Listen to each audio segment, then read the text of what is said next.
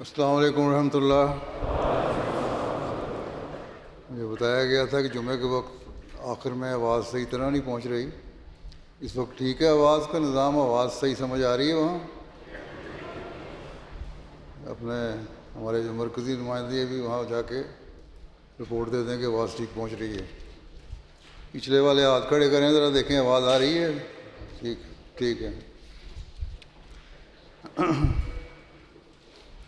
اشہد ان لا الہ الا اللہ وحدہ لا شریک لہ واشہد ان محمدا عبدہ ورسولہ اما بعد فاعوذ باللہ من الشیطان الرجیم بسم اللہ الرحمن الرحیم الحمد للہ رب العالمین الحمد للہ رب العالمین الرحمن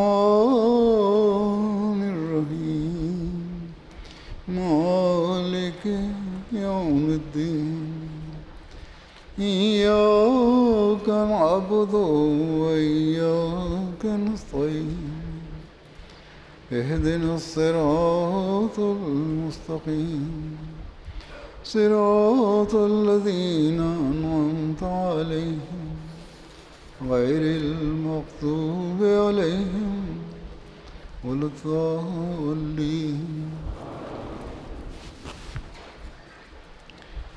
آج کل دنیا کے جو حالات ہیں اس نے ہر ایک کو فکر میں ڈالا ہوا ہے، لیکن فکر کا اظہار تو بے شک سب کرتے ہیں، مگر اس کے حل کی طرف کسی کی بھی توجہ نہیں۔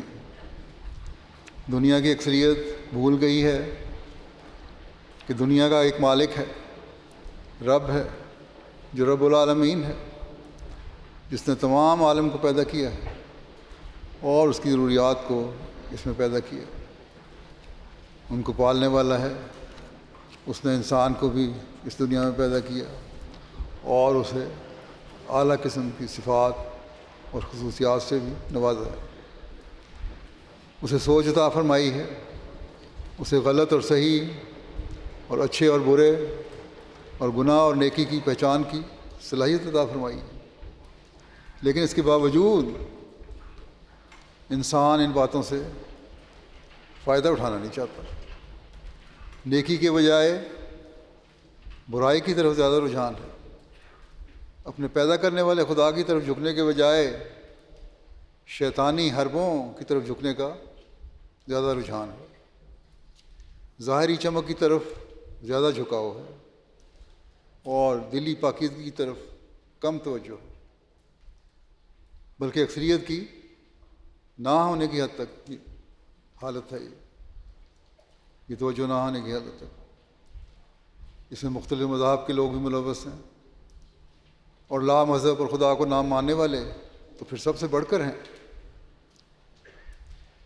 یہ تو اپنے تمام تر ظاہری اور باطنی صلاحیتوں کے ساتھ شیطان کے مکمل مددگار بنے ہوئے ہیں یہ لوگ، بلکہ اس کا اعلی کار ہیں، اور دوسروں کو بھی بھڑکانے اور راہ راست ہٹانے کے لیے بھرپور کوشش کرتے رہتے ہیں، اور نہیں جانتے کہ آخر کار ان کا کیا انجام ہونا ہے۔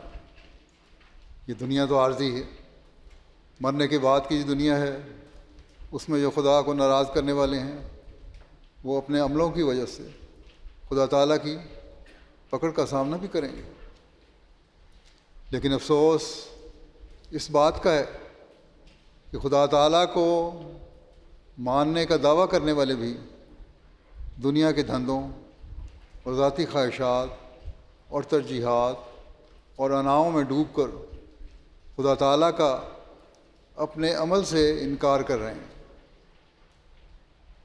گو منہ سے تو یہی کہتے ہیں کہ ہم خدا کو مانتے ہیں، لیکن عمل اس کے بالکل مخالف ہے۔ افسوس ہے کہ مسلمانوں کی اکثریت بھی اس بات کو بھلا بیٹھی ہے کہ حقوق اللہ کیا ہیں اور حقوق العباد کیا ہیں۔ سربراہان ملک ہیں تو ان کی خواہشات صرف دنیا داری ہے۔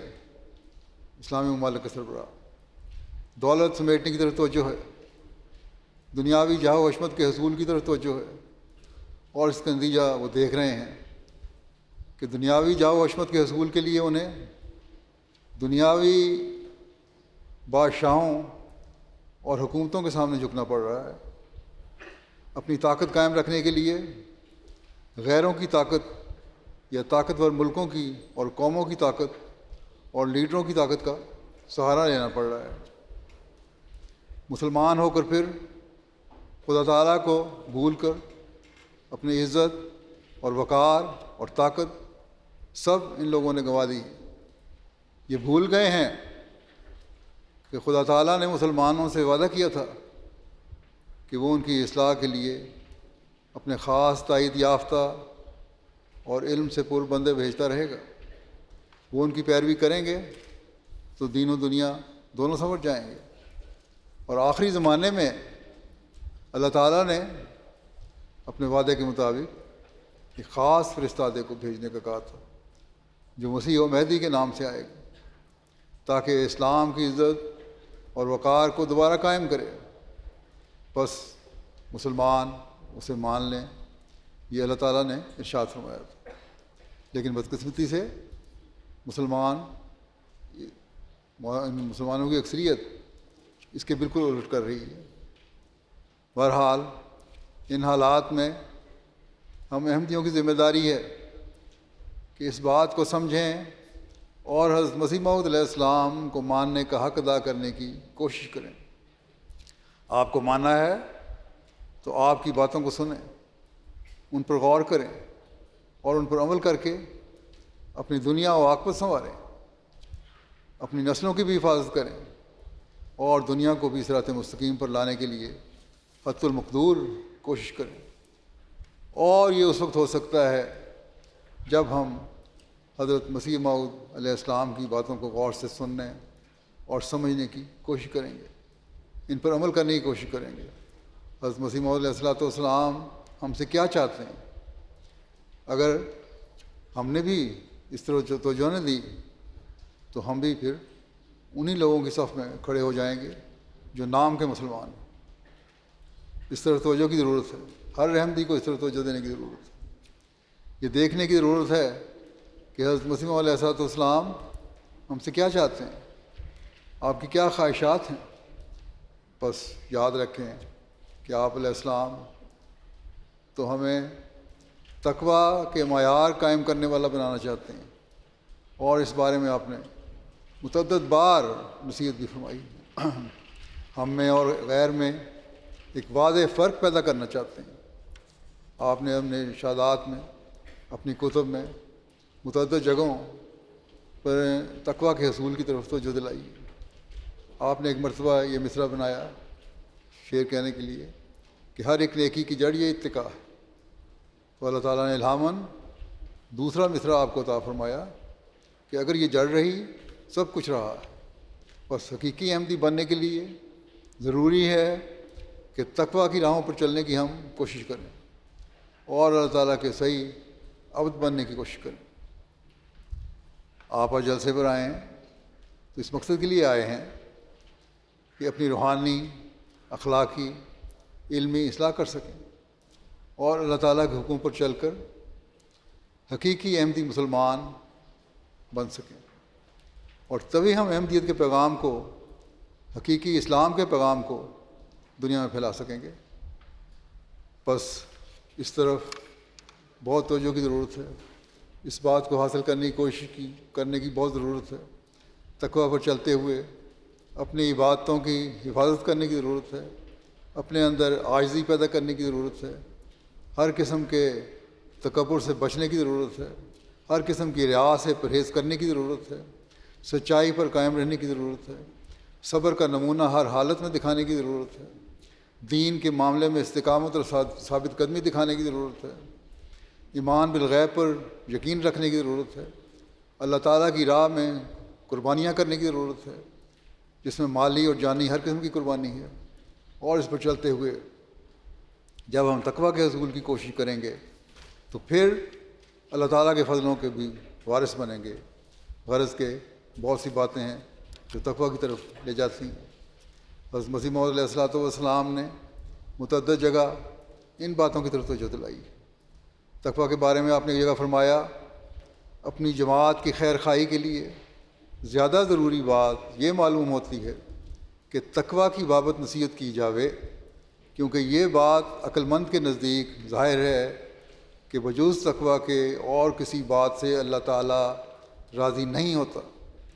اللہ تعالیٰ فرماتا ہے، ان اللہ مع الذین اتقوا والذین هم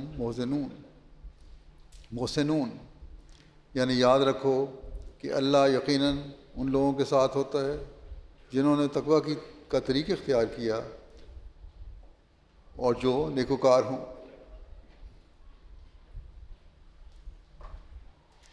بس اس بات کو ہمیں ہمیشہ یاد رکھنا چاہیے کہ اگر ہم نے ترقی کرنی ہے، اگر ہم نے اپنی ذاتی بقا اور اپنی نسلوں کی بقا چاہنی ہے اور اس کی ہمیں خواہش ہے، تو پھر ہمیں حضرت مسیح موعود علیہ الصلوۃ والسلام کے اس ارشاد کو سامنے رکھنا پڑے گا کہ تقویٰ کو حاصل کرنے کی کوشش کرو۔ ایک جگہ آپ نے فرمایا، ہماری جماعت کے لیے خاص کر تقویٰ کی ضرورت ہے، خصوصاً اس خیال سے بھی کہ وہ ایک ایسے شخص سے تعلق رکھتے ہیں اور اس کے سلسلہ بیعت میں ہیں جس کا دعویٰ ماموریت کا ہے، تاب وہ لوگ جو خواہ کسی قسم کے بغضوں، کینوں یا شرکوں میں مبتلا تھے یا کیسے ہی روح و دنیا تھے، ان تمام آفات سے نجات پامیں۔ بس آپ نے فرمایا کہ اگر میرے ساتھ عقد بیعت باندھا ہے تو پھر تقویٰ پر چلنا ضروری ہے۔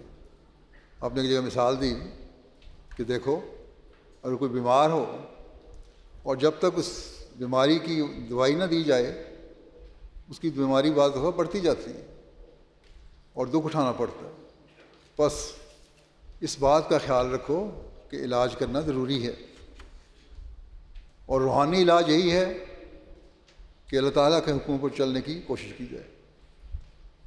اور فرمایا کہ دیکھو، ایک شخص ہے جس کے منہ پر کوئی سیاہ داغ بن جائے تو اسے فکر پیدا ہوتی ہے، یہ داغ جو ہے یہ کہیں بڑھتا بڑھتا منہ کو کالا نہ کر دے، اور اس کا علاج کرتے ہیں۔ اسی طرح تمہیں دیکھنا چاہیے کہ تمہاری جو چھوٹی چھوٹی غلطیاں ہیں ان میں سستی کرتے رہو گے، ان کی اصلاح کرنے کی کوشش نہیں کرو گے تو وہ بڑے گناہوں میں تبدیل ہوتی چلی جائیں گی۔ اور یہ ہمارا روزمرہ کا تجربہ ہے۔ ہم دیکھتے ہیں کہ انسان پہلے چھوٹی برائیوں میں مبتلا ہوتا ہے اور پھر آہستہ آہستہ بڑی برائیوں میں مبتلا ہوتا چلا جاتا ہے، اور پھر اس کی نمازیں بھی ختم ہو جاتی ہیں، اس کا اللہ تعالیٰ سے تعلق بھی ختم ہو جاتا ہے، اس کے نیک اخلاق بھی ختم ہو جاتے ہیں، اس کی اچھی باتیں سب ختم ہو جاتی ہیں، نہ اس کو خدا تعالیٰ کی پرواہ ہوتی ہے، نہ اس کو اپنے قریبیوں کی اور اللہ تعالیٰ کی مخلوق کی پرواہ ہوتی ہے، اور صرف خود پسندی اور خود غرضی اس کی شامل حال ہو جاتی ہے، اور پھر اللہ تعالیٰ سے دور ہو کر وہ پھر اپنے بد انجام کو ہی پہنچ جاتا ہے۔ بس بڑے خوف کا مقام ہے۔ چاہیے کہ ہم چھوٹی چھوٹی برائیوں کو بھی دور کرنے کی کوشش کریں اور تقویٰ پر چلنے کی کوشش کریں، کیونکہ اس کے بغیر کوئی راستہ نہیں جو ہمیں بچا سکے، ہماری دنیا کو بھی سنوار سکے اور ہماری آخرت کو بھی سنوار سکے۔ یہ جگہ آپ نے فرمایا کہ اللہ تعالیٰ نے جس قدر قوا عطا فرمائے ہیں وہ ضائع کرنے کے لیے نہیں دیے گئے، ان کی تعدیل اور جائز استعمال کرنا ان کی نشو و نما ہے، یعنی ان کو صحیح طریق پر استعمال کرو اور صحیح انصاف سے کام لو اور ان کے استعمال کا حق ادا کرو، اور جب تم جائز استعمال کرو گے تو پھر اللہ تعالیٰ کا فضل بھی حاصل کرنے والے بن جاؤ گے۔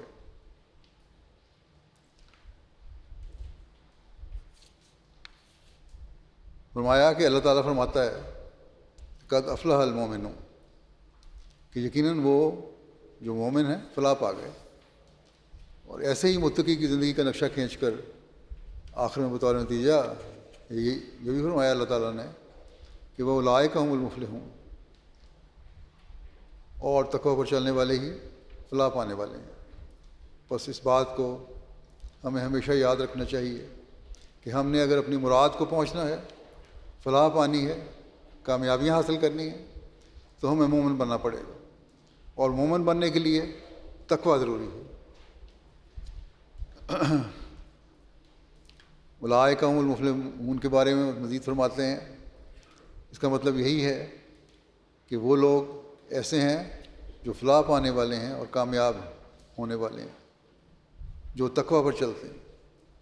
بس اگر ہم کامیابی چاہتے ہیں تو ہمیں حضرت مسیح موعود علیہ السلام کی نصائح پر عمل کرنا ہوگا، ہمیں قرآن کریم کی تعلیم پر عمل کرنا ہوگا، ہمیں حضرت صلی اللہ علیہ وسلم کے اسوہ پر چلنے کی کوشش کرنی ہوگی، اور آپ کی حقیقی تعلیم پر عمل کرنے کی کوشش کرنی ہوگی۔ اور جب یہ ہوگا تو پھر ہم اپنے مقاصد میں کامیاب ہوتے چلے جائیں گے۔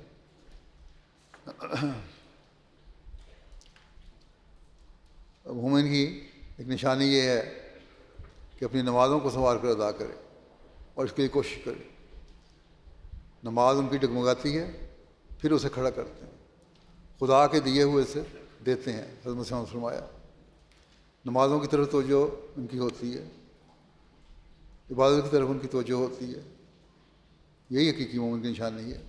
اگر کہیں کوئی سستی پیدا ہو جائے تو پھر اس نماز کو کھڑا کرنے کی کوشش کرتے ہیں، اس میں بہتری پیدا کرنے کی کوشش کرتے ہیں، خدا تعالیٰ کے دیے ہوئے سے دیتے ہیں، جو اللہ تعالیٰ نے صلاحیتیں دی ہیں ان میں سے دیتے ہیں، جو اللہ تعالیٰ نے مال دیا ہے اس میں سے دیتے ہیں، اللہ تعالیٰ نے جو بھی رزق دیا ہے اس میں سے وہ خرچ کرتے ہیں، اللہ تعالیٰ کے فضلوں کو حاصل کرنے کے لیے دیتے ہیں۔ آپ فرماتے ہیں باوجود خطرات نفس بلا سوچے گزشتہ اور موجودہ کتاب اللہ پر ایمان لاتے ہیں۔ یہ مومن کی نشانی ہے، تقوی پر چلنے والی نشانی ہے۔ یہ نہیں دیکھتے کہ میرے نفس کو کیا خطرہ ہے، نہیں، بلکہ اللہ تعالیٰ نے جو کہا ہے کہ کتابوں پر ایمان لاؤ تو اس پر ایمان لاتے ہیں، اور پھر اس کا نتیجہ کیا ہوتا ہے؟ جب وہ اس حد تک اپنے ایمان کو کامل کر لیتے ہیں تو پھر ایک یقین کی حد تک پہنچ جاتے ہیں، اور پھر یہی وہ لوگ ہوتے ہیں جن کو اللہ تعالیٰ نے فرمایا ہے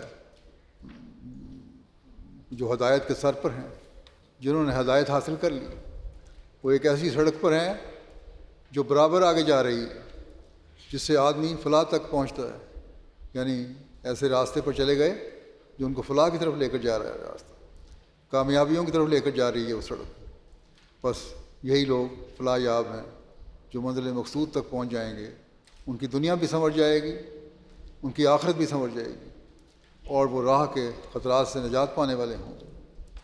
شیطان ان پر حملہ نہیں کر سکے گا۔ آج کل تو شیطان ہر طرف سے، دائیں سے بائیں سے، اوپر سے نیچے سے، آگے سے پیچھے سے حملے کر رہا ہے، اور اس دنیا میں آج کل تو ایسی ایسی خطرناک ایجادیں ہو چکی ہیں کہ انسان پریشان ہو جاتا ہے کہ کس طرح ان سے چھٹکارا حاصل کرے۔ اپنی نسلوں کی ہمیں فکر ہوتی ہے کہ کس طرح ہم ان کو بچائیں، اور کس طرح ہم اپنے آپ کو ان شیطانی حملوں سے بچائیں۔ اس کا طریق یہی ہے کہ اللہ تعالیٰ پر ایمان لاؤ، اس کی عبادت کا حق ادا کرو، اور حکموں پر چلنے کی کوشش کرو، تبھی ہمیں کامیابی ہو سکتی ہے، اور یہ بجز تقوی کا نہیں ہو سکتا۔ آپ نے فرمایا کہ اسی لیے اللہ تعالیٰ نے ہمیں شروع میں ہی تقوی کی تعلیم دی ہے، ایک ایسی کتاب ہمیں عطا کی ہے جس میں تقوی کے تمام نصائح ہیں، یعنی قرآن کریم تمام احکامات ہیں۔ پھر آپ نے فرمایا کہ ہماری جماعت یہ غم کل دنیاوی غموں سے بڑھ کر اپنی جان پر لگائے کہ ان میں تقوی ہے یا نہیں۔ بس یہ ہے لب لباب اس کا کہ آپ جماعت سے کیا چاہتے ہیں۔ آپ نے فرمایا کہ ہماری جماعت کے افراد کو چاہیے کہ سب غموں سے بڑھ کر یہ غم اپنے اوپر لگا لیں کہ ہمارے اندر تقوی ہے یا نہیں، یہ اصل چیز۔ پھر آپ نے فرمایا کہ اہل تقوی کے لیے شرط ہے کہ وہ اپنی زندگی غربت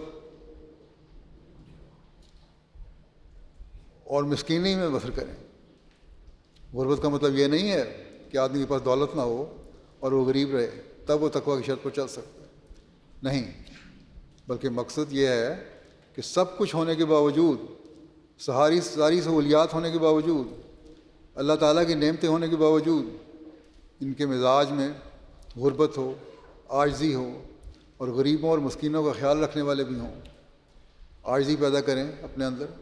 آپ نے فرمایا کہ تقویٰ کی ایک شاخ ہے، اور اس کے ذریعے سے کیا حاصل ہوتا ہے؟ اس کے ذریعے سے ہمیں وہ طاقت حاصل ہوتی ہے جس سے ہم ناجائز غضب کا مقابلہ کر سکتے ہیں۔ آپ نے فرمایا کہ بڑے بڑے عارف اور صدیقوں کے لیے آخری اور کڑی منزل غضب سے بچنا ہی ہے۔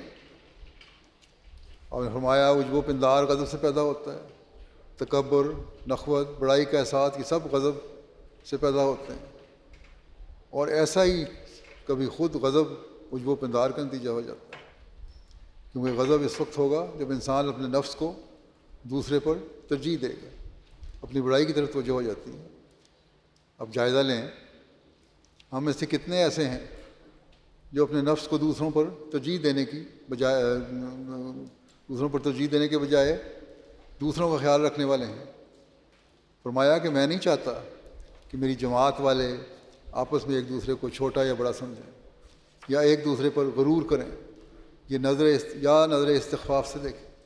خدا جانتا ہے کہ بڑا کون ہے یا چھوٹا کون ہے، یہ ایک قسم کی تحقیر ہے جس کے اندر حقارت ہے۔ اگر یہ سمجھتے ہو کہ بڑا چھوٹے کا سوال پیدا کرو گے، ڈر ہے کہ یہ حقارت بیج کی طرح بڑھے اور اس کی ہلاکت کا باعث ہو جائے۔ آپ نے فرمایا کہ یہ تو بیج کی طرح ہے، جو حقارت جو ہے دوسرے سے کرنا ایک طرح بیج کی طرح ہے۔ جو پھوٹتا ہے پہلے چھوٹا پودا بنتا ہے، نازک سا پودا ہوتا ہے، پھر بڑھتا بڑھتا ایک تناور درخت بن جاتا ہے۔ بس اس سے بچنے کی کوشش کرو، کیونکہ حقارت کا بیج پھر غرور اور تکبر کے درختوں کو پروان چڑھاتا ہے اور تقویٰ سے دور لے کر جاتا ہے اور اللہ تعالیٰ سے دور لے کر جاتا ہے۔ اور اس سے بچنے کے لیے آپ نے خاص طور پر نصیحت فرمائی، کیونکہ یہ پھر انسان کی ہلاکت کا باعث بن جاتا ہے۔ آپ نے فرمایا کہ دیکھو، بعض آدمی بڑوں کو مل کر تو بڑے ادب سے پیش آتے ہیں، لیکن بڑا وہ ہے جو مسکین کی بات کو مسکینی سے سنے، عاجزی سے سنے، اس کی دلجوئی کرے، اس کی بات کی عزت کرے، کوئی چڑ کی بات منہ پر نہ لاوے جس سے دکھ پہنچے۔ خدا تعالیٰ فرماتا ہے وَلَا تَنَابَزُوا بِالْأَلْقَابِ بِئْسَ الِاسْمُ الْفُسُوقُ بَعْدَ الْإِیمَانِ وَمَن لَّمْ يَتُبْ فَأُولَٰئِکَ هُمُ الظَّالِمُونَ۔ تم ایک دوسرے کا چڑھ کے نام نہ لو، یہ فعل فساق کا ہے، فجار کا ہے، نافرمانوں کا ہے، فاجروں کا فعل ہے۔ جو شخص کسی کو چڑھاتا ہے وہ نہ مرے گا جب تک وہ خود اسی کی طرح مبتلا نہ ہو۔ بس اگر توبہ نہ کی تو ظالم کہلاؤ گے۔ فرمایا کہ اپنے بھائیوں کو حقیر نہ سمجھو، کیونکہ کوئی پتہ نہیں اللہ تعالیٰ کے نزدیک کون قابل قبول ہے۔ جب اپنے آپ کو یہ کہتے ہو کہ ہم مسلمان ہیں، ایک چشمے سے پانی پینے کا دم بھرتے ہو، تو پھر یہ دم بھرنے کا دعویٰ اسی وقت صحیح ہو سکتا ہے جب ایک دوسرے کا خیال رکھو گے، کیونکہ اللہ تعالیٰ بہتر جانتا ہے کہ کون بڑا ہے اور کون چھوٹا ہے۔ کیونکہ اللہ تعالیٰ کے نزدیک تو وہی بڑا ہے جو تقویٰ میں بڑا ہے، کیونکہ اللہ تعالیٰ فرماتا ہے کہ انا اکرمکم عند اللہ اتقاکم ان اللہ علیم خبیر، کہ اللہ کے نزدیک تم میں سے زیادہ معزز وہی ہے جو سب سے زیادہ متقی ہے۔ اللہ یقیناً بہت علم رکھنے والا اور بہت خبر رکھنے والا ہے۔ ہم یہ نہیں کہہ سکتے کہ ہم تو بڑے متقی ہیں، ہم تو سب کا خیال رکھنے والے ہیں، ہم حقوق اللہ کی ادائیگی کرنے والے ہیں، حقوق العباد کی ادائیگی کرنے والے ہیں۔ فرمایا نہیں، اللہ خبر رکھتا ہے۔ علیم الخبیر تو اللہ تعالیٰ کی ذات ہے، وہ جانتا ہے، اس کو علم ہے کہ تمہارے اندر کیا ہے، وہ ہمارے دلوں کی پتال تک سے واقف ہے۔ بس اس بات کو ہمیشہ یاد رکھنا چاہیے کہ ہم نے تقویٰ پر کس طرح قدم مارنا ہے، اور اللہ تعالیٰ کا خوف دل میں رکھتے ہوئے اور یہ احساس دل میں رکھتے ہوئے کہ وہ ہمیں ہر وقت دیکھ رہا ہے، اپنے عملوں کو درست کرنے کی کوشش کرنی ہے۔ یہ جگہ آپ نے فرمایا کہ اگر تم اپنے اندر عقل پیدا کرنا چاہتے ہو، ذہانت پیدا کرنا چاہتے ہو، تو پھر تقویٰ سے کام لو۔ روحانی عقل اور ذہانت کی بات یہاں ہو رہی ہے، جو اس دنیا میں فائدہ دیتی ہے اور اگلے جہان میں بھی فائدہ دیتی ہے۔ دنیاوی نام نہاد عقل کی بات نہیں ہو رہی کہ جو کہتے ہیں دنیاوی سائنسدان تو بڑے سائنسدان ہوتے ہیں، یا فلسفہ بیان کرنے والے ہیں، یا بہت عقل کی باتیں کرنے والے ہیں، کیونکہ یہ دنیاوی عقل رکھنے والے صرف ہیں، ان کو صرف دنیاوی معاملات میں ترقی مل رہی ہے، دین کا خانہ ان کا خالی ہے، اور پھر مرنے کے بعد وہ خدا تعالیٰ کی کہ حضور جب پیش ہوں گے تو کیا ان سے سلوک ہو، اللہ بہتر جانتا ہے۔ آپ نے فرماتے ہیں خدا کے واسطے عقل سے کام لو، اور اس کے لیے عقل میں جودت اور ذہانت پیدا ہو، راست باز اور متقی بنو، تو پھر دنیاوی عقل بھی پیدا ہوگی، دینی عقل بھی پیدا ہوگی، روحانی عقل بھی پیدا ہوگی۔ پاک عقل آسمان سے آتی ہے اور اپنے ہمراہ ایک نور لاتی ہے، وہ جوہر ایک قابل کی تلاش میں رہتی ہے۔ اس پاک سلسلے کا قانون وہی قانون ہے جو ہم جسمانی قانون میں دیکھتے ہیں۔ بارش آسمان سے پڑتی ہے، لیکن کوئی جگہ اس بارش سے گلزار ہوتی ہے، اور کہیں کانٹے اور جھاڑیاں ہی اگتے ہیں، اور کہیں وہی قطرہ بارش سمندر کی تہہ میں جا کر ایک گوہر شاہوار بنتا ہے۔ بس یہ چیز ہے کہ عقل انسان کو حاصل کرنی چاہیے، تو پھر جو عقل دینے والے اللہ تعالیٰ کے فرستادے ہیں، نیک لوگ ہیں، ان کی ماننی پڑے گی۔ اللہ تعالیٰ کی تعلیم ہے، اس پر عمل کرنا پڑے گا۔ حضرت صلی اللہ علیہ وسلم نے جو ارشاد فرمائے ہیں ان پر عمل کرنا پڑے گا۔ آپ پر جو کامل شریعت اتری ہے، قرآن کریم کی تعلیم اتری ہے، اس کو دیکھنا پڑے گا۔ اس زمانے میں مسیح موعود علیہ السلام نے ہمیں جو وضاحت سے کھول کر بیان فرمایا ہے اسلام کی تعلیم کے بارے میں، اس کو دیکھنا پڑے گا، تبھی ہم تقویٰ پر چل سکیں گے، اور تقویٰ پر چلتے ہوئے ہماری عقل میں بھی اور ذہانت میں بھی ترقی ہوگی۔ نہیں تو یہ ایسی مثال ہے کہ گویا اللہ تعالیٰ کی طرف سے بارش تو برس رہی ہے، لیکن ہمارا دل بنجر زمین کی طرح ہے، یا تو اس میں کچھ اگے گا نہیں، یا کانٹے دار جھاڑیاں اگیں گی، یا پانی ضائع ہو جائے گا۔ لیکن اگر ہمارا دل تقویٰ سے پر ہے تو پھر ہم اسی سے وہ پھل اور مقصد حاصل کر سکیں گے جو ہمیں اللہ تعالیٰ کے قریب لے جانے والا ہوگا۔ آپ نے فرمایا اگر زمین قابل نہیں ہوتی تو بارش کا کچھ بھی فائدہ نہیں پہنچتا، بلکہ الٹا ضرر اور نقصان ہوتا ہے۔ اس لیے آسمانی نور اترتا ہے اور وہ دلوں کو روشن کرنا چاہتا ہے۔ اس کے قبول کرنے اور اس سے فائدہ اٹھانے کو تیار ہو جاؤ، تو ایسا نہ ہو کہ بارش کی طرح جو زمین جوہر قابل نہیں رکھتی وہ اس کو ضائع کر دیتی ہے۔ یعنی زمین میں اگر وہ طاقت نہیں، بنجر زمین ہے، خراب زمین ہے، تو پانی ضائع ہو جاتا ہے۔ تم بھی باوجود نور کی موجودگی کے تاریکی میں چلو گے۔ یہ نہ ہو کہ نور تو ہو، یہاں بارش کی مثال نور کی طرح ہے جو آسمان سے اترتی ہے۔ نور کی بھی مثال دی ہے آپ نے کہ نور اللہ تعالیٰ کی تعلیم ہے، اس کی مثال بھی اس نور کی طرح اور بارش کی طرح ہے جو آسمان سے نازل ہوتا ہے۔ اگر تم اس سے فائدہ نہیں اٹھا رہے تو پھر تم تاریکی میں چلنے والے ہوگے اور ٹھوکر کھا کر اندھے کنویں میں گر کر ہلاک ہو جاؤ گے، کیونکہ تم آنکھیں بند کر کے چل رہے ہو۔ باوجود نور کے اترنے کے تم اس نور کو دیکھنے کے بجائے آنکھیں بند کر کے چلتے چلے جا رہے ہو۔ اس کا نتیجہ کیا ہوگا؟ تم ٹھوکر کھاؤ گے اور گہرے کنویں میں گر جاؤ گے اور ہلاک ہو جاؤ گے۔ فرمایا کہ اللہ تعالیٰ مادر مہربان سے بھی بڑھ کر مہربان، مہربان ماں سے بھی بڑھ کر مہربان۔ وہ نہیں چاہتا کہ اس کی مخلوق ضائع ہو، وہ ہدایت اور روشنی کی راہیں تم پر کھولتا ہے، مگر تم ان پر قدم مارنے کے لیے عقل اور تزکیہ نفوس سے کام لو۔ جیسے زمین جب تک ہل چلا کر تیار نہیں کی جاتی تخم ریزی اس میں نہیں ہوتی، اسی طرح جب تک مجاہدہ اور ریاضت سے تزکیہ نفوس نہیں ہوتا پاک عقل آسمان سے نہیں اتر سکتی۔ بس یہ صرف یہ کہنا کہ نور اتر آیا کافی ہے نہیں۔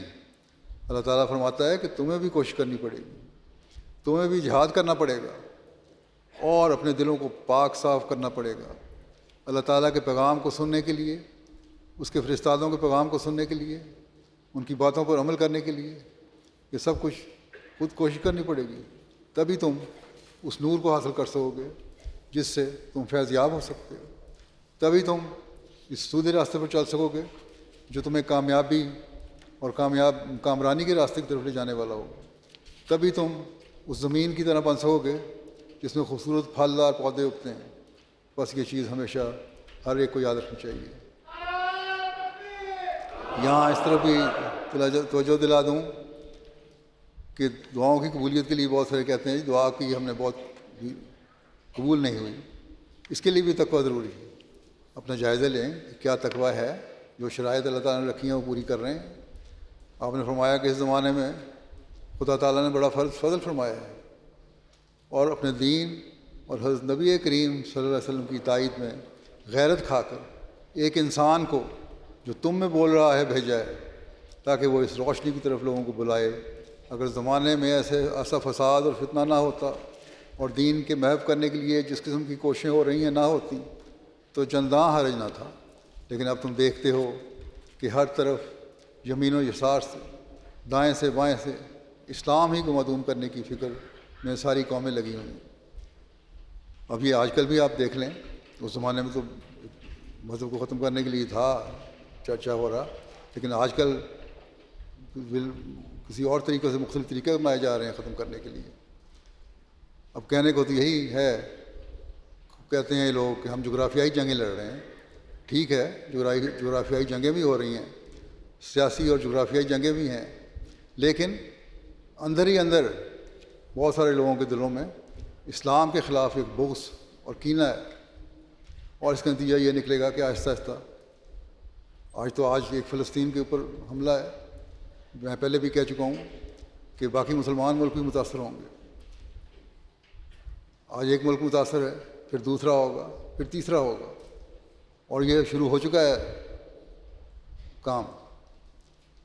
بس آج بھی ابھی وقت ہے کہ مسلمان عقل سے کام لیں اور اللہ تعالیٰ نے اس زمانے میں جو فرستادہ بھیجا ہے اس کو ماننے والے بنیں اور ایک ہو کر پھر اللہ تعالیٰ کے حضور اس کے احکامات پر چلتے ہوئے گڑ گڑائیں اور روئیں اور اس کی مدد مانگیں اور عملی طور پر بھی اللہ تعالیٰ کے جو احکامات ہیں ان پر عمل کر کے اپنی ساکھ کو برقرار رکھنے کی کوشش کریں. تو پھر دیکھیں کہ کیا انقلاب پیدا ہو جاتا ہے. اگر یہ نہیں تو پھر اللہ تعالیٰ کو کوئی پرواہ نہیں. بس اس بات کو ہمیشہ ہمیں یاد رکھنا چاہیے کہ اگر ہم نے فائدہ اٹھانا ہے, کیونکہ ہم بھی دعویٰ کرتے ہیں کہ ہم نے حضرت مسیح علیہ السلام کی بیعت کی ہے اور ہم نے ان کو مانا ہے, لیکن ہمارے دعوے اس وقت سچے ثابت ہوں گے جب ہم حقیقت میں عملاً اپنی حالتوں کو بھی اس مقام پر لے جانے والے بنیں گے یا اس کی کوشش کرنے والے بنیں گے جس پر حضرت مسیح علیہ السلام ہم کو لے جانا چاہتے ہیں اور جو حقیقی اسلامی تعلیم کے حاصل کرنے سے مل سکتا ہے. آپ نے فرمایا کہ اگر تم اسلام کی خدمت کرنا چاہتے ہو تو پہلے خود تقویٰ اور طہارت اختیار کرو. بہت سارے لوگ پوچھتے ہیں, سوال کرتے ہیں کہ آج کل مسلمانوں کے ساتھ جو ہو رہا ہے, جو فلسطینیوں کے ساتھ ہو رہا ہے, یا فلاں ملک کے ساتھ جو ہو رہا ہے, یا فلاں جگہ جو ہو رہا ہے, اس کا کیا علاج ہے, ہم کیا کر سکتے ہیں؟ تو انہوں نے فرمایا اس کا علاج تو یہی ہے کہ پہلے تقویٰ اختیار کرو, اللہ تعالیٰ سے اپنا تعلق پیدا کرو, اللہ تعالیٰ کے حکموں پر عمل کرنے کی کوشش کرو, اللہ تعالیٰ کا قرب حاصل کرنے کی کوشش کرو. جب یہ ہوگا تو پھر تم اللہ تعالیٰ کے فضلوں کو نازل ہوتے ہوئے بھی دیکھو گے. ہر طرف تو مسلمانوں میں خود غرضی ہے آج کل, مظلوموں کی مدد کو تیار کوئی نہیں. جس بے حسی کا مظاہرہ فلسطینیوں کے معاملے میں مسلمان ممالک کر رہے ہیں وہ ظاہر ہے. اب ایسی حالت میں کیا توقع رکھتے ہیں کہ اللہ تعالیٰ کیا کرے گا؟ ان کو پتہ نہیں کہ ایک ایک کر کے ان کو بھی ہضم کرتے چلے جائیں گے یہ اسلام مخالف یا اسلام دشمن لوگ, یا وہ لوگ جن کی ہوا و بزس اتنی زیادہ ہو چکی ہے کہ ہر ملک پہ قبضہ کرنا چاہتے ہیں.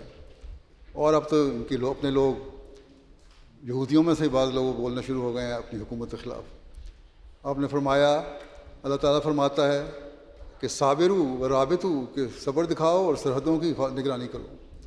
جس طرح دشمن کے مقابلے پر سرحد پر گھوڑا ہونا ضروری ہے تاکہ دشمن سے سرحدیں محفوظ رہیں, یعنی جس طرح ملکوں کی فوجیں ہیں حفاظت کے لیے اپنی سرحدوں پر کھڑی ہوتی ہیں, اسی طرح ایک مومن کو بھی چاہیے کہ اپنے ایمان کی حفاظت کے لیے اس طرح کھڑا ہو, ہوشیار ہو اور پوری طرح تیار ہو. فرمایا اس طرح تم بھی تیار رہو, ایسا نہ ہو کہ دشمن سرحد سے گزر کر اسلام کو صدمہ پہنچائے، بس اسلام کو صدمہ پہنچانے کی ہر طرف سے کوشش ہے، دیریوں کی طرف سے بھی ہے، لا مذہبوں کی طرف سے بھی ہے، غیر مذاہب کی طرف سے بھی ہے۔ اس کو بچانے کے لیے آج احمدی کا کام ہے کہ وہ کھڑے ہو اور اپنے ایمان میں ترقی کرنے کی کوشش کرے، اپنے تقویٰ میں ترقی کرنے کی کوشش کرے، اپنے معیاروں کو بلند کرنے کی کوشش کرے۔ اگر یہ نہیں تو پھر ہر دشمن تو پھر ہر طرف سے حملہ کرنے پر تلا بیٹھا ہے، اور یہی ہم آج کل دیکھ رہے ہیں۔ جیسا کہ پہلے ہی میں نے کہا، آپ نے فرمایا اگر تم اسلام کی حمایت اور خدمت کرنا چاہتے ہو تو پہلے خود تقویٰ اور طہارت اختیار کرو، جس سے تم خدا تعالیٰ کی پناہ کے حصن حسین میں آ سکو گے، مضبوط قلعے میں اللہ تعالیٰ کے آ جاؤ گے۔ تمہارے اندر تقویٰ طہارت ہوگا تو تم تبھی اللہ تعالیٰ کی محفوظ قلعے میں آ سکو گے، اس کے بغیر تو کوئی اور راستہ نہیں۔ یہ نہیں ہو سکتا کہ ہمارے عمل ٹھیک نہ ہوں، ہم اللہ تعالیٰ کے حکموں پر عمل چلنے والے نہ ہوں، ہمارے اندر تقویٰ نہ ہو، اور پھر ہم کہیں کہ اللہ تعالیٰ نے ہمیں اپنی پناہ میں لے لی، کہیں کہ اللہ تعالیٰ ہمیں اپنی پناہ میں لے لے، تو اللہ تعالیٰ اس طرح اپنی پناہ میں نہیں لیا کرتا۔ جب تم یہ کرو گے، تقویٰ اختیار کرو گے، تو پھر تم اس کے حسن حسین میں آ سکو گے، اور پھر تم کو اس خدمت کا شرف اور استحقاق حاصل ہوگا۔ تم دیکھتے ہو کہ مسلمانوں کی بیرونی طاقت کیسی کمزور ہو گئی۔ اس زمانے میں بھی آپ نے یہ فرمایا قومیں ان کو نفرت اور حقارت کی نظر سے دیکھتی ہیں۔ اگر تمہاری اندرونی اور قلبی طاقت بھی کمزور اور پست ہو گئی تو بس پھر تو خاتمہ ہی سمجھو۔ آپ نے جماعت کو فرمایا کہ تم اپنے نفسوں کو ایسے پاک کرو کہ قدسی قوت ان میں سرایت کرے۔ عام طور پر ہم دیکھتے ہیں کہ مسلمانوں کی کیا حالت ہے، لیکن اگر جماعت نے بھی اس طرح توجہ نہ کی اور اپنا تعلق اللہ تعالیٰ سے نہ بڑھایا اور اپنے تقویٰ کے معیار کو بلند نہ کیا، تو آپ نے فرمایا پھر تو خاتمہ ہی ہوگا اور کوئی انجام نہیں ہوگا۔ آپ نے فرمایا کہ تمہارا اصل شکر تقویٰ اور طہارت ہی ہے۔ مسلمان پوچھنے پر الحمدللہ کہہ دینا کہ سچا سپاس و شکر نہیں ہے، اسی بات پہ خوش نہ ہو جاؤ کہ ہم مسلمان ہیں۔ اصل شکر گزاری یہ ہے اللہ تعالیٰ کے فضلوں کے وارث بننا ہے، تو پھر تقویٰ پر چلنا ہوگا۔ آپ نے فرمایا اگر تم نے حقیقی سپاس گزاری یعنی طہارت اور تقویٰ کی راہیں اختیار کر لیں تو میں تمہیں بشارت دیتا ہوں کہ تم سرحد پر کھڑے ہو، کوئی تم پر غالب نہیں آ سکتا۔ پھر اسی طرح ایک جگہ اور تقویٰ کے بارے میں نصیحت کرتے ہوئے فرمایا میں اپنی جماعت کو مخاطب کر کے کہتا ہوں کہ ضرورت ہے اعمال صالحہ کی۔ خدا تعالیٰ کے حضور اگر کوئی چیز جا سکتی ہے تو وہی اعمال صالحہ ہیں۔ اللہ تعالیٰ کو نہ ہماری دولت کی ضرورت ہے، نہ ہمارے خاندان کی ضرورت ہے، نہ ہماری جسمانی طاقت کی ضرورت ہے۔ ہاں تقویٰ ہے، جب وہ اللہ تعالیٰ کو پہنچتا ہے تو اس کی اللہ تعالیٰ پھر جزا بھی دیتا ہے۔ الہ یصعد الکلم الطیب، اس کا مطلب یہ ہے کہ پاک باتیں اس کی طرف چڑھ کر جاتی ہیں۔ بس یہ چیز ہے اس کی ہمیں کوشش کرنی چاہیے۔ پھر اللہ تعالیٰ نے آگے فرمایا ہے کہ والعمل الصالح یرفع، والعمل الصالح یرفع، اور ایمان کے مطابق عمل ان کو اٹھاتا ہے۔ بس جس کا ایمان مضبوط ہوگا تو پھر جو اعمال صالحہ ہیں اللہ تعالیٰ ان کو اٹھاتا ہے اور اوپر لے کر جاتا ہے، جس سے جس کا جتنا ایمان ہوگا اتنا ہی اس کے عمل بھی اللہ تعالیٰ کے ہاں مقبول ہوتے چلے جائیں گے، اور وہ اللہ تعالیٰ کے فضلوں کا وارث بنتا چلا جائے گا۔ آپ نے فرمایا کہ فتح اور نصرت اسی کو ملتی ہے جو متقی ہو۔ اللہ تعالیٰ نے یہ وعدہ فرمایا ہے کہ کان حقاً علینا نصر المومنین، یعنی مومنوں کی مدد کرنا ہمارا فرض ہے۔ بس تقویٰ اور ایمان صحیح ہوگا تو اللہ تعالیٰ کی مدد بھی ہمارے شامل حال ہوگی۔ اور اسی طرح فرمایا وَلَن يَجْعَلَ اللَّهُ لِلْكَافِرِينَ عَلَى الْمُؤْمِنِينَ سَبِيلًا، وَلَن يَجْعَلَ اللَّهُ لِلْكَافِرِينَ عَلَى الْمُؤْمِنِينَ سَبِيلًا، اللہ تعالیٰ کافروں کو مومنوں پر ہرگز غلبہ نہیں دے گا۔ بس مومن بننا شرط ہے، اپنے ایمان کو کامل کرنا شرط ہے، اس کے بغیر گزارا نہیں ہو سکتا۔ فرمایا کہ اللہ تعالیٰ مومنوں پر کافروں کو راہ نہیں دیتا، اس لیے یاد رکھو کہ تمہاری فتح تقویٰ سے ہے، ورنہ عرب تو نرے لیکچرر اور خطیب اور شاعر ہی تھے پہلے آن وسلم کے زمانے میں. کیا تھا ان کی حالت؟ انہوں نے تقویٰ اختیار کیا آن رسول اللہ علیہ وسلم کو مان کر. خدا تعالیٰ نے اپنے فرشتے ان کی مدد کے لیے نازل کیے. تاریخ کو اگر ہم انسان پڑھے تو اسے نظر آ جاتا ہے کہ صحابہ کرام رضوان اللہ علیہم اجمعین نے جس قدر فتوحات کی وہ انسانی طاقت اور صحیح کا نتیجہ نہیں ہو سکتا. حضرت عثمان رضی اللہ عنہ تک 20 سال کے اندر ہی اندر اسلامی سلطنت عالمگیر ہو گئی. اب ہم کو کوئی بتائے، آپ فرماتے ہیں کہ ہم کوئی بتائے کہ انسان ایسا کر سکتا ہے. اس لیے اللہ تعالیٰ بار بار فرماتا ہے ان اللہ مع الذین اتقوا والذین هم محسنون، کہ یاد رکھو کہ اللہ تعالیٰ یقیناً ان لوگوں کے ساتھ ہوتا ہے جنہوں نے تقویٰ اختیار کیا ہو اور جو نیکوکار ہوں. بس ہمیں ہمیشہ اس بات کو ہمیں یاد رکھنا چاہیے کہ اس کے بغیر گزارا نہیں کہ تقویٰ اختیار کیا جائے. فرمایا کہ متقی کے معنی ہیں ڈرنے والا. ایک ترک شر ہوتا ہے اور ایک افاظ خیر. یعنی ایک چیز تو یہ ہے کسی برائی کو، شر کو، گناہ کو چھوڑا جائے، اور ایک یہ ہے کہ خیر نیکی کی جائے. متقی ترک شر کا مفہوم اپنے اندر رکھتا ہے اور محسن افاظ خیر کو چاہتا ہے. متقی جو ہے وہ شر سے بچتا ہے اور شر کو چھوڑ دیتا ہے. یہاں جو یہ فرمایا کہ والذین هم محسنون، تو محسن کون ہے؟ جو خیر چاہتے ہیں، جو نیکیاں چاہتے ہیں، نیکی کرتے ہیں، اپنے عمل کو اس حد تک لے جاتے ہیں کہ اللہ تعالیٰ کے بے شمار فضلوں کے وارث بن جاتے ہیں. بس اس بات کو ہمیں ہمیشہ یاد رکھنا چاہیے. آپ نے فرمایا کہ یہاں محسنون کے لفظ سے ادا کیا گیا ہے کہ وہ نیکیاں کرے.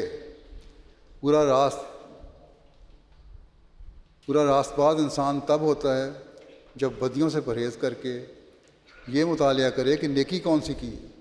پھر بدیوں سے پرہیز نہیں کیا، یہ بھی دیکھو اپنے آپ میں جائزہ لو کہ نیکی کون سی کی ہے. صرف یہی نہیں کہ ہم نے فلاں برائی نہیں کی، بلکہ یہ دیکھے اور اپنا جائزہ لے کہ ہم نے نیکی کون کون سی کی ہے. جب یہ حالت ہوگی تو ہی ہم کہہ سکیں گے کہ حقیقی تقویٰ ہے. آپ نے فرمایا دیکھو، یاد رکھو، اپنا عملی نمونہ دکھاؤ اور اس میں ایسی چمک پیدا کرو، ایسا عملی نمونہ ہو کہ دوسروں کو نظر آئے، اور جب وہ دوسروں کو نظر آئے گا تو وہ اسے قبول کریں گے. بس صرف بیعت کے الفاظ دہرا لینا یا اس میں شامل ہو جانا، اپنے آپ کو احمدی کہہ لینا، مسلمان کہہ لینا، یہ کافی نہیں، بلکہ ایک ایسا عملی نمونہ ہمیں دکھانا ہوگا لوگوں کے سامنے. اور چاہے ہم منہ سے بول کے تبلیغ کریں یا نہ کریں، ہمارے عمل ہی ایسے ہوں گے جو لوگوں کو اس طرف قائل کریں گے کہ یہ وہ لوگ ہیں جو ایسی تعلیم پر عمل کر رہے ہیں جو خدا تعالیٰ کے قریب لے جانے والی ہیں، جو بندوں کے حقوق ادا کرنے والی ہیں اور والی بھی ہے وہ تعلیم، اور دنیا میں امن قائم کرنے والی بھی تعلیم ہے، اور دنیا کی اصلاح کرنے والی بھی ہے.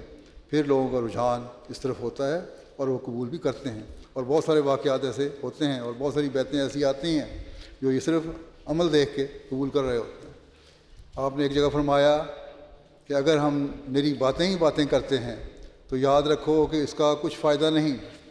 فتح کے لیے ضرورت ہے تقویٰ کی. فتح چاہتے ہو تو متقی بن جاؤ. بس یہ ایک بنیادی بات ہے جسے ہمیں ہمیشہ یاد رکھنا چاہیے. آپ نے فرمایا اس لیے ضروری امر ہے یہ ہے کہ ہم اپنے اخلاق اور اعمال میں ترقی کریں اور تقویٰ اختیار کریں تاکہ خدا تعالیٰ کی نصرت اور محبت کا فیض بھی ہمیں ملے. پھر خدا کی مدد کو لے کر ہمارا فرض ہے اور ہر ایک ہم میں سے جو کچھ کر سکتا ہے اس کو لازم ہے کہ وہ ان حملوں کا جواب دینے میں کوئی کوتاہی نہ کرے. ہاں، جواب دیتے وقت نیت یہی ہو کہ خدا تعالیٰ کا جلال ظاہر ہو. یہ ہے اصل تقویٰ. ہم نے اگر فتوحات لینی ہے تو اس لیے نہیں کہ ہم نے کوئی دنیاوی جاؤ حشمت حاصل کرنی ہے یا ہمیں کسی حکومت کی ضرورت ہے یا ہم نے دنیا پر قبضہ کرنا ہے، نہیں، بلکہ ہمارا مقصد صرف یہ ہے کہ ہم نے خدا واحد کی حکومت کو دنیا میں قائم کرنا ہے. اس کے لیے بھرپور کوشش کرنی ہے اور دنیا کو حضرت صلی اللہ علیہ وسلم کے جھنڈے تلے لے کر آنا ہے. اگر یہ ہم کریں گے تو یہی ہماری کامیابی ہے اور یہی ہمارا مقصد ہے. آپ نے فرمایا کہ لوگ میرے ہاتھ پر ہاتھ رکھ کر یہ تو کہہ جاتے ہیں کہ دین کو دنیا پر ترجیح دوں گا، لیکن یہاں سے جا کر بھول جاتے ہیں کہ وہ کیا فائدہ اٹھا سکتے ہیں. بس اصل بات یہی ہے کہ صرف عہد کافی نہیں کہ دین کو دنیا پر ترجیح دوں گا یا دین کو دنیا پر مقدم رکھوں گا، بلکہ اس کے لیے عمل ضروری ہے، تقویٰ ضروری ہے، اللہ تعالیٰ سے تعلق ضروری ہے، اللہ تعالیٰ کی عبادت کا حق ادا کرنا ضروری ہے، اور اس کی مخلوق کا حق ادا کرنا ضروری ہے، اور اپنی عملی حالتوں کو بدلنا ضروری ہے، اور اپنے گھروں کے ماحول کو پاک صاف کرنا ضروری ہے، اپنے بیوی بچوں کی اصلاح کے لیے اپنے عملی نمونے دکھانے کی ضرورت ہے۔ جب یہ چیزیں ہوں گی تو تبھی ہم کامیاب ہوں گے، تبھی ہم تقویٰ پر چلنے والے ہوں گے، تبھی ہم اللہ تعالیٰ کے فضلوں کے وارث بننے والے ہوں گے۔ اور اگر یہ نہیں تو پھر اس کا کوئی فائدہ نہیں۔ حقوق العباد کے بارے میں آپ نے ایک جگہ فرمایا کہ اللہ تعالیٰ کسی کی پرواہ نہیں کرتا مگر صالح بندوں کی۔ آپس میں اخوت اور محبت کو پیدا کرو اور درندگی اور اختلاف کو چھوڑ دو، ہر ایک قسم کے ہزل اور تمسخر سے مطلقاً کنارہ کش ہو جاؤ۔ کوئی مذاق نہ اڑاؤ، تمسخر نہ کرو، کسی کی تحقیر نہ کرو، کیونکہ تمسخر انسان کے دل کو صداقت سے دور کر کے کہیں کا کہیں پہنچا دیتا ہے۔ ہنسی ٹھٹھا جو ہے وہ پھر انسان کو سچائی سے بھی دور لے جاتا ہے۔ آپس میں ایک دوسرے کے ساتھ عزت سے پیش آؤ، ہر ایک اپنے آرام پر اپنے بھائی کے آرام کو ترجیح دے دے۔ اللہ تعالیٰ سے ایک صلح پیدا کر لو اور اس کی اطاعت میں واپس آ جاؤ۔ اللہ تعالیٰ کا غضب زمین پر نازل ہو رہا ہے، اللہ تعالیٰ کا غضب زمین پر نازل ہو رہا ہے۔ اس سے بچنے والے وہی ہیں جو کامل طور پر اپنے سارے گناہوں سے توبہ کر کے اس کے حضور میں آتے ہیں۔ بس یہی بنیادی چیز ہے، اس کو ہمیں اپنانا ہوگا۔ آج کل دنیا کے حالات ہیں، اس میں ضروری ہے کہ ہم جہاں اللہ تعالیٰ کے حق ادا کرنے والے ہوں وہاں اس کے بندوں کی بھی حق ادا کرنے والے ہوں۔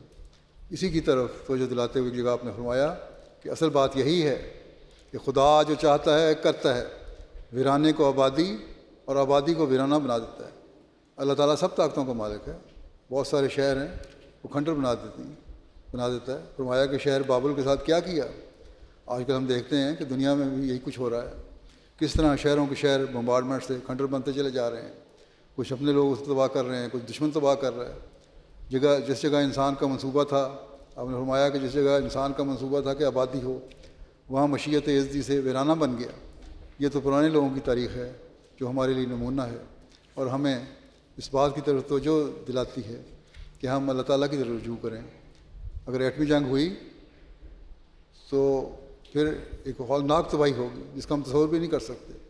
فرمایا کہ جس جگہ انسان چاہتا تھا کہ ویرانہ ہو، وہ دنیا بھر کے لوگوں کا مرجع ہو گیا۔ خانہ کعبہ کی طرف لوگ آتے ہیں، اس کی اللہ تعالیٰ نے وعدہ کیا تھا، اس نے پورا کر دیا خانہ کعبہ کی آبادی کا۔ بس خوب یاد رکھو کہ اللہ تعالیٰ کو چھوڑ کر تدبیر پر بھروسہ کرنا حماقت ہے۔ آپ نے جماعت کو نصیحت فرمائی کہ اپنی زندگی میں ایسی تبدیلی پیدا کر لو کہ معلوم ہو کہ گویا نئی زندگی ہے۔ استغفار کی کثرت کرو۔ جن لوگوں کو کثرت اشغال دنیا کے باعث کم فرصتی ہے، ان کو سب سے زیادہ ڈرنا چاہیے۔ دنیا کے کاموں میں مصروف ہیں، ان کو سب سے زیادہ ڈرنا چاہیے، ذکر الہی کرنا چاہیے۔ جو لوگ کہتے ہیں کہ ہمیں دنیا کے کام بڑے ہیں، ہمیں نمازیں بھول جاتی ہیں، بہت سارے لکھنے والے مجھے بھی لکھتے ہیں، نمازوں کی طرف توجہ نہیں ہوتی، استغفار کثرت سے نہیں پڑھتے، دنیاوی دھندوں میں پڑے ہوئے ہیں، ان کو بہت زیادہ ڈرنا چاہیے۔ آپ نے فرمایا ملازمت پیشہ لوگوں سے اکثر فرائض خدا بندی فوت ہو جاتے ہیں، وہ اللہ تعالیٰ کے فرائض صحیح طرح ادا نہیں کرتے۔ اس لیے مجبوری کی حالت میں ظہر، عصر اور مغرب عشاء کی نمازیں جمع کر کے پڑھ لینا جائز ہے، اس میں کوئی حرج نہیں۔ یہ مجبوری میں ہے، لیکن یہ مجبوری کی حالت ہے، ہر وقت نہیں۔ اللہ تعالیٰ کا خوف دل میں ہونا چاہیے اور اس کی عبادت کا حق ادا کرنا چاہیے۔ آپ نے فرمایا ترک نماز کے لیے ایسے بے جا عذر بجز اپنے نفس کی کمزوری کے اور کوئی نہیں۔ حقوق اللہ اور حقوق العباد میں ظلم و زیادتی نہ کرو، اپنے فرائض منصبی نہایت دیانتداری سے بجا لاؤ۔ جہاں حق اللہ ادا کرو وہاں اللہ تعالیٰ کے بندوں کا حق بھی ادا کرو، یعنی جو تمہارے فرائض ہیں اور جو فرائض تمہیں دیے گئے ہیں، نوکری ہے، ملازمت ہے، پیشہ ہے، اس کا بھی حق ادا کرو۔ آپ نے جماعت کو نصیحت کرتے ہوئے فرمایا کہ اللہ تعالیٰ کسی کی پرواہ نہیں کرتا مگر صالح بندوں کی پرواہ کرتا ہے۔ آپس میں اخوت اور محبت کو پیدا کرو تو اللہ تعالیٰ تمہاری پرواہ کرے گا۔ فرمایا تم یاد رکھو کہ اللہ تعالیٰ کے فرمان میں تم اپنے تئیں لگاؤ گے اور اس کے دین کی حمایت میں صحیح ہو جاؤ گے، کوشش کرو گے تو خدا تعالیٰ تمام رکاوٹوں کو دور کر دے گا اور تم کامیاب ہو جاؤ گے۔ کیا تم نے نہیں دیکھا کہ کسان عمدہ پودوں کی خاطر کھیت میں سے ناکارہ چیزوں کو اکھاڑ کر پھینک دیتا ہے اور اپنے کھیت کو خوشنما درختوں اور برابر پودوں سے آراستہ کرتا ہے اور ان کی حفاظت کرتا ہے، اور ہر ایک ضرر اور نقصان سے ان کو بچاتا ہے، مگر وہ درخت اور پودے جو پھل نہ لائیں اور گلنے اور خشک ہونے لگ جائیں، ان کی مالک پرواہ نہیں کرتا کہ کوئی مویشی آ کر ان کو کھا جائے یا کوئی لکڑہارا ان کو کاٹ کر تنور میں ڈال دے۔ سو ایسا ہی تم بھی یاد رکھو کہ اگر تم اللہ تعالیٰ کے حضور میں صادق ٹھہرو گے تو کسی کی مخالفت تمہیں تکلیف نہ دے گی۔ ہاں، یہ شرط ضروری ہے کہ اگر اللہ تعالیٰ کی نظر میں تم صادق ٹھہرو، سچے بن جاؤ، اپنے عمل ایسے بناؤ جس سے اللہ کے حق بھی ادا ہو رہے ہوں اور اس کے بندوں کے بھی حق ادا ہو رہے ہوں۔ فرمایا، پر اگر تم اپنی حالتوں کو درست نہ کرو اور اللہ تعالیٰ سے فرما برداری کا ایک سچا عہد نہ باندھو تو پھر اللہ تعالیٰ کو کسی کی پرواہ نہیں۔ ہزاروں بھیڑیں اور بکریاں روز ذبح ہوتی ہیں پر ان پر کوئی رحم نہیں کرتا، اور اگر ایک آدمی مارا جائے تو کتنی باز پرس ہوتی ہے۔ گو کہ آج کل ظالموں کا یہ حال ہے کہ وہ ظلم کی انتہا کر بیٹھے ہیں اور قتل و غارت مچائی ہوئی ہے، بھوکے لوگوں کو مار رہے ہیں فلسطین میں، لیکن پھر بھی کوئی نہیں پوچھتا، یہ تو اللہ تعالیٰ کے عذاب کو آواز دینے والے لوگ ہیں۔ بہرحال آپ فرماتے ہیں جہاں انسانیت کچھ نہ کچھ ہے، اگر ایک بھی انسان مرتا ہے تو اس کی باز پرس ہوتی ہے، کیونکہ انسان کی زندگی کی قیمت ہے۔ سو اگر تم اپنے آپ کو درندوں کی مانند بیکار اور لاپرواہ بناؤ گے تو تمہارا بھی ایسا ہی حال ہوگا۔ آپ نے فرمایا کہ تم خدا کے عزیزوں میں شامل ہو جاؤ تاکہ کسی وبا یا آفت کو تم پر ہاتھ ڈالنے کی جرت نہ ہو سکے، کوئی ابتلا نہ تم پر آئے، کیونکہ کوئی بات اللہ تعالیٰ کی اجازت کے بغیر زمین پر نہیں ہو سکتی۔ ہر ایک آپس کے جھگڑے اور جوش اور عداوت کو درمیان سے اٹھا دو کہ اب وہ وقت ہے کہ تم ادنیٰ باتوں سے اعراض کر کے اہم اور عظیم الشان کاموں میں مصروف ہو جاؤ۔ لوگ تمہاری مخالفت کریں گے پر تم ان کو نرمی سے سمجھاؤ اور جوش کو ہرگز کام میں نہ لاؤ، یہ میری وصیت ہے۔ بس یہ باتیں ہیں، اگر ہم انہیں یاد رکھیں گے تو ہم اللہ تعالیٰ کے فضلوں کے وارث بنتے چلے جائیں گے اور ان کے مورد بنتے چلے جائیں گے۔ خدا تعالیٰ کرے کہ ہم حضرت مسیح علیہ الصلوۃ والسلام کی نصائح پر عمل کرتے ہوئے ان باتوں کو اختیار کرنے والے ہوں، حاصل کرنے والے ہوں اور اس سے فیض پانے والے ہوں، اور پھر ہم اپنی دنیا و آخرت سنوارنے والے ہوں، اپنی نسلوں کی دنیا و آخرت سنوارنے والے ہوں، اور جلد ہم وہ نظارہ دیکھیں جب اللہ تعالیٰ کے فضلوں سے جماعت احمدیہ حضرت صلی اللہ علیہ وسلم کے جھنڈے کو تمام دنیا کے کونوں میں سب کناروں میں گاڑنے والی ہو، پہنچانے والی ہو، اور خدائے واحد کی حکومت کو دنیا پر قائم کرنے والی ہو، اور ہر ایک اپنا اس میں اہم کردار ادا کرنے والا ہو۔ اللہ تعالیٰ ہم سب کو اس کی توفیق عطا فرمائے۔ دعا کر لیں۔